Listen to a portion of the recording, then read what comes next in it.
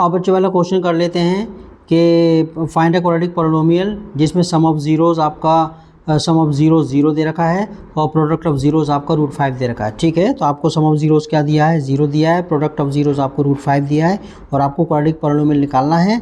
तो यहाँ पर हम क्या करते थे, वो let the quadratic polynomial be ax² + bx + c। आपने क्या मान लिया उसको, ax² + bx + c मान लिया और इसके ज़ीरोज़ को अल्फ़ा एंड बीटा मान लिया। तो हम क्या करते हैं, ठीक है ना, अल्फ़ा प्लस बीटा सम कितना दिया है, हमें सम दिया है बच्चे, सम आपको कितना दिया है, उसने 0 दिया है। सम कितना दिया है, क्वेश्चन लिखने के बाद एक कॉपी पे लिख लिया करो तो आपको पता रहेगा, अल्फ़ा प्लस बीटा, ठीक है ना, आपको 0 ऑल्सो। लेकिन फॉर्मूले के हिसाब से अल्फ़ा प्लस बीटा ये कोफिशिएंट के रिलेशन से हिसाब से, ठीक है, हमारे पास क्या होता है, -b/a।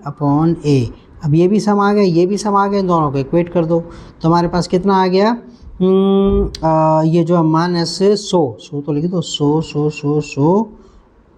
100 -b/a = 0 और यहाँ पर आपका b/a = -0। देख रहे हो आप क्या हो रहा है इसमें, ठीक है ना, ये b और ये आपका -0 का कोई फ़र्क नहीं पड़ता, वो तो है तो 0 और उसके नीचे आप 1 लगा दो, ठीक है, इक्वेशन 1 दे दो आप इसे, ठीक है। अच्छा, इसके अंदर ना हो अब ना हो, ठीक है ना, एंड प्रोडक्ट लगा दो या एंड कर लिख दो या, ठीक है, एंड प्रोडक्ट हमें क्या दिया है, प्रोडक्ट उसने दिया है √5, लेकिन इक्वेशन के हिसाब से, रिलेशनशिप के हिसाब से, ठीक है ना, ऑल्सो कितना, अल्फ़ा इंटू बीटा, प्रोडक्ट हमारे को क्या होता है, c/a होता है, ठीक है। तो एक प्रोडक्ट ये भी, एक प्रोडक्ट ये भी, दोनों इक्वेट हो गए। तो जब LHS बराबर है तो RHS भी बराबर होंगे। तो हमारे पास कितना आ गया, c/a = √5 आ गया। इसमें हमारे पास c/a √5 के नीचे 1 लगा दो।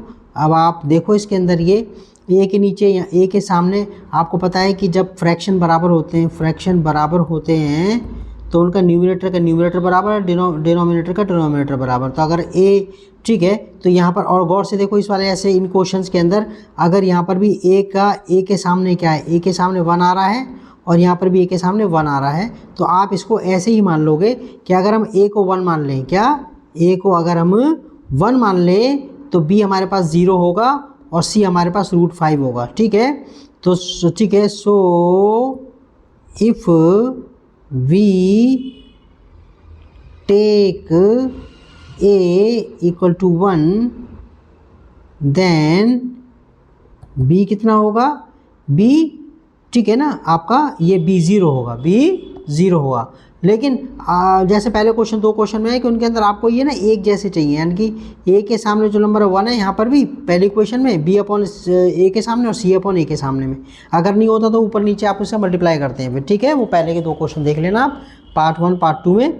तो if you take a = 1 then b कितना आ गया, 0 आ गया और c आपके पास आ गया, c कितना है, ये रहा। जब a 1 है तो c आपके पास क्या होगा, वो c न्यूमरेटर तो न्यूमरेटर के बराबर हो गया ना फिर √5, ठीक है ना। तो अब हम क्या करते हैं, पुटिंग द वैल्यू ऑफ, क्या, putting the value of a, b and c in the given, ये इन है, ये इन, ठीक है ना, in the given, in the क्यों लिख रहा हूँ, इन ax² + bx + c, ठीक है।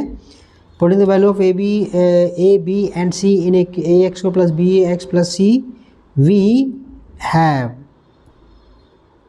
या गेट, जो मर्जी लिखना है। तो क्या था हमारे पास, ax² + bx + c था। यहाँ आपके पास a कितना है, a कितना आया था आपके पास, a तो आपके पास 1 है, a आपके पास 1 है, ठीक है, ये 1 आ गया। b आपके पास क्या था, b आपके पास है 0, b आपके पास क्या है, 0 है, तो मैं 0 ले लूँ, ये x, और c आपके पास कितना है, c आपके पास √5 है, ये c आ गया √5।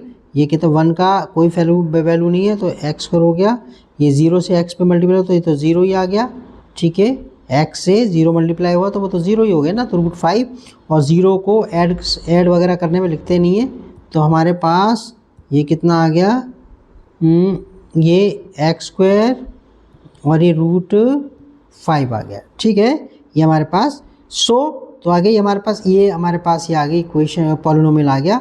सो 1 क्वाड्रेटिक, क्या ये लाइन लिखते हैं ना, क्वाड्रेटिक पॉलिनोमियल विच फिट्स या that fits the given condition, क्या given condition is x² plus √5। आपके पास आंसर हो गया।